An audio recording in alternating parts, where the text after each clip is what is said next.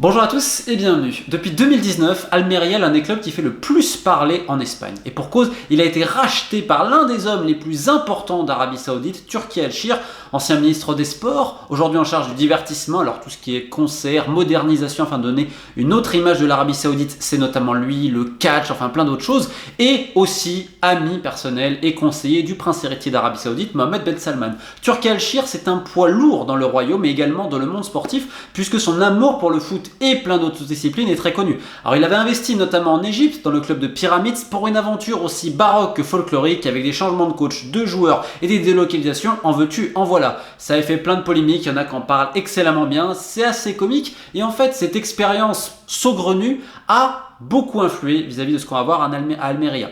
Il est également président honoraire de divers clubs, que ce soit en Arabie Saoudite, et également au Soudan, à Al Hilal, qu'il a nommé président honoraire. Et en 2019, à l'été, il souhaite, ça faisait déjà depuis un petit moment, acquérir un club en Europe. S'offre une possibilité en France, à Amiens, qui est ailleurs en Ligue 1. Le président, M. Joannin, alléché par l'odeur du golf et les espèces sonnantes et trébuchantes, se dit « Oula, j'ai trouvé un mec, mon club il vaut entre 60 et 70 millions. » Ah bah oui, je vous rappelle, là on est dans le football français, donc on va donner des sommes incroyables en pensant trouver le pigeon.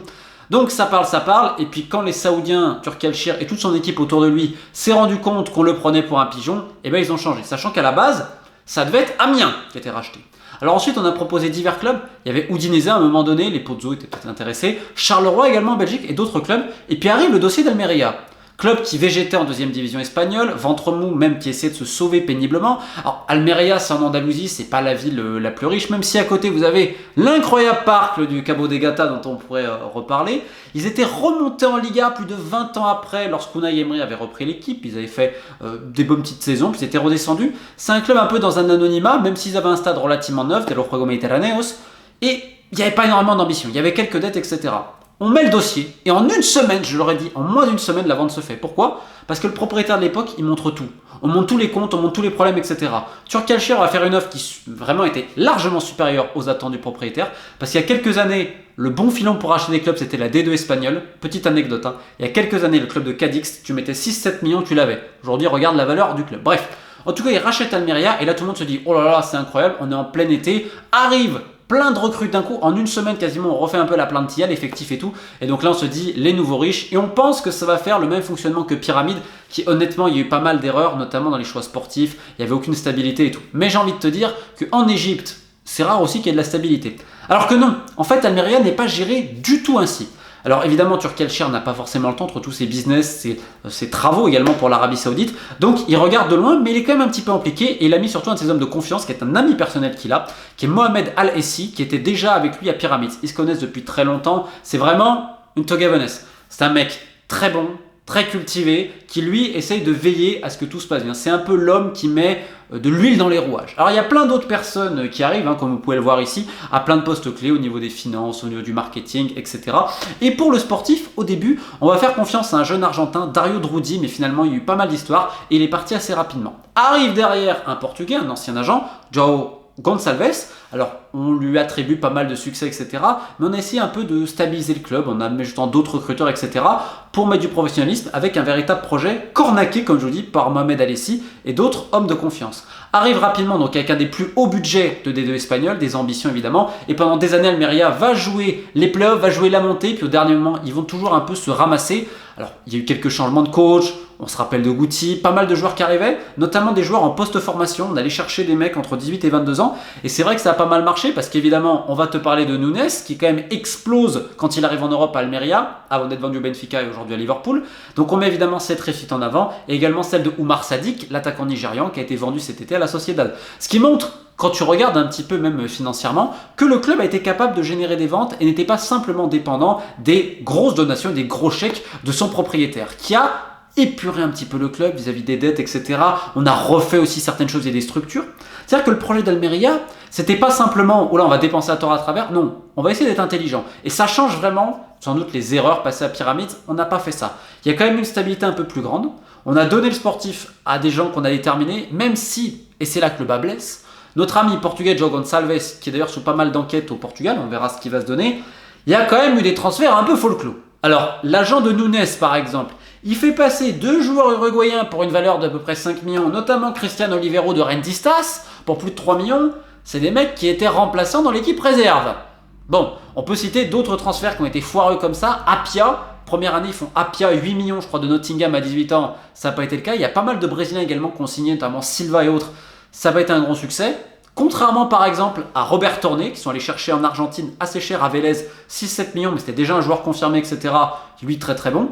Cet été, pareil, parce que la montée en Liga, ça a jeté une véritable effervescence évidemment dans la ville. On a dépensé beaucoup, même s'il y a eu également des ventes. Alors, il y a eu plus d'achats que de ventes quand même. Évidemment, si on suit la France, El Bilal Touré de Reims, qui finalement va signer là-bas, là, qui commence d'ailleurs un petit peu à marquer. Mais vous avez deux Brésiliens par exemple, donc Kayki et Lazaro. Ça fait 15 millions à peu près les deux, 7 et 7 hein, à peu près.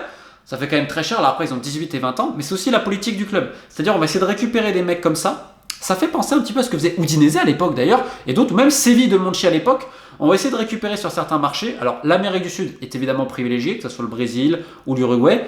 Pas trop sur l'Afrique, il y a un petit peu aussi des Balkans, on pourrait parler de certains trucs qui sont passés, c'est un peu curieux. Et aussi un petit peu en France, on va vraiment cibler ça, ils ont pris des scouts et tout. On va essayer de récupérer des joueurs qui étaient peut-être pas dans les top clubs, on peut penser notamment à El Bilal Touré, et on va essayer de faire quelques années pour les revendre, notamment vis-à-vis des attaquants. Ils ont un profil très spécial en attaque, ils veulent des mecs qui justement physiquement ça envoie. C'était le profil de Nunez, c'était le profil de Sadik, El Bilal Touré aussi, il faut quand même le suivre. Donc c'est assez réfléchi à ce niveau-là. Comme je vous dis, ça n'empêche pas quelques micmacs, quelques conflits, mais globalement, tu as une structure. L'ambition, elle est claire. Aujourd'hui, Almeria veut se maintenir convenablement, si possible accrocher une Conference League, mais bon, ils savent que ça va être un petit peu compliqué. Il y a eu quelques petits pourparlers aussi avec la DNCG espagnole, qui bon, voilà, pourrait aussi peut-être approfondir un jour. Mais il y a un projet un peu stable pour dans 2-3 ans viser beaucoup plus haut, c'est-à-dire on va y aller progressivement. Ce qui change en fait terriblement de ce qu'on avait vu à Pyramids et tout. Évidemment, ça n'empêche pas que le club fonctionne comme le football est vécu en Arabie Saoudite, notamment les shows à la mi-temps. Et je fais gagner des voitures, des prix, etc. Et Turki El-Shir, il a amené ça, il a amené des DJ, il a amené des concerts, comme il fait en Arabie Saoudite à son poste du ministère du divertissement. C'est exactement ça. On a amené des stars, on a amené des paillettes, des lumières de partout, des écrans géants, tout ce que vous voulez. C'est le show à la saoudienne. Et je vous fasse gagner des bagnoles de luxe et machin. C'est Turki El-Shir, c'est la pure tradition de comment le football est vécu en Arabie Saoudite, où pareil, on va remercier les présidents honoraires, les membres honoraires pour leur donation. Donc vous avez parfois des communiqués grandiloquents remerciant Turquie, mais c'est exactement le football en Arabie Saoudite comme il est. Et en même temps, il a aidé vis-à-vis des hôpitaux locaux, quand il y avait le Covid, etc. Il a fait des dons et tout. Et il a aussi investi notamment à Roquetas de Mar. Alors Roquetas, c'est une station balnéaire, je dirais une petite demi-heure d'Almeria, et notamment sur une zone qui était un peu désaffectée, là qui va être remise, qui est très grande, hein, c'est 1600 mètres carrés, je crois que je dis pas de bêtises, avec des restaurants, des ci, des là. Donc il est en train de faire des investissements également vis-à-vis portuaire, également dans le balnéaire sur toute la côte d'Almeria, qui avait aussi besoin d'investissements étrangers. Alors certains vont dire oui, l'argent, sa fortune, tu sais d'où elle est, on peut dire ce qu'on veut, le mec il est là, il s'est impliqué dans le social, il s'est impliqué au niveau humain, dans le tissu associatif. Almeria, personne ne veut le départ de Turki El-Shir. Parce qu'il a quand même mis une ligne, un organigramme au club, qui marche. Alors oui, ils ont plus d'argent que beaucoup en D2. Même si, attention, en D2 espagnol, tu as de très très gros budgets, faut pas croire. Hein. Là, en Liga, ils ont dépensé, ça n'a pas été... Ils n'ont pas fait une Chelsea quand Abramovich est arrivé, ça reste quand même limité, il y a des ventes, ils ont l'idée aussi de revendre des joueurs, d'arriver à faire des tremplins, de prendre des mecs en post-formation. Ça n'empêche pas des erreurs, ça n'empêche pas quelques micmacs, mais globalement, quand tu regardes, tu vois une certaine logique, beaucoup plus par exemple que tous ces clubs de Championship qui montent en Première Ligue et qui au Nottingham Forest vont faire absolument n'importe quoi. Donc j'ai envie de dire, le projet, il est très ambitieux, dans 2-3 ans, Almeria veut jouer les places européennes. Et quand tu vois comment ils veulent y aller, tu comprends, parce que dans cette équipe-là, tu as un projet clair, net et précis, avec à la tête Mohamed Alessi, qui, je le répète, tous les gens qui le connaissent dans le milieu du foot te disent ce gars-là, c'est la classe. Ce gars-là, il connaît. Et c'est pas pour rien parce que c'est lui qui gère le porte-monnaie d'un des hommes les plus riches d'Arabie Saoudite. Donc bonne chance à Almeria. Ça n'empêche pas quelques petits soucis. Mais les Rojiblancos qui ont refait le stade qui est magnifique. Et puis les restaurants Almeria. Petite virée à côté au Cabo de Gata. Bref. Il n'y a pas que les serres Almeria. Il y a aussi un club de foot et plein de bonnes choses à dire. Bon week-end à tous et à bientôt.